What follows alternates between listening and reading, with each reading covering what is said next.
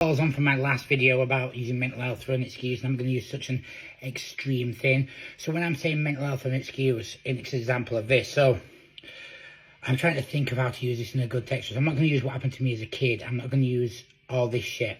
What I'm instead going to use is an example of something that happened recently. So I had a friend recently, and unfortunately the friend ended, but they was in very much dire need of me this day.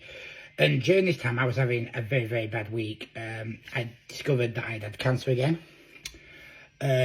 Obviously that was probably the biggest bad news I had. I also had a family member who was very sick, and I was extremely concerned about. And I had some business investments that were doing well but requiring a lot of work, and obviously I'm having to force myself to keep my head straight to do these things. So during this time she messages me, tells me a situation, blah blah, and basically to do with her addiction issues.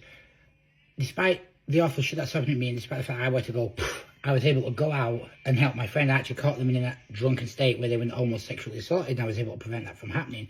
So my point is, if I can go out and do that, you can too. So obviously there's days where you're going to want to stay and maybe you just don't have that get going and all stuff.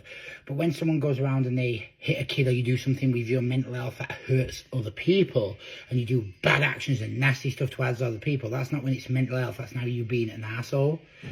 And don't use mental health as an excuse, because then the people who really do have mental health issues and, you know, actually are suffering, people go, oh yeah, everyone uses mental health as an excuse, because unfortunately some assholes do.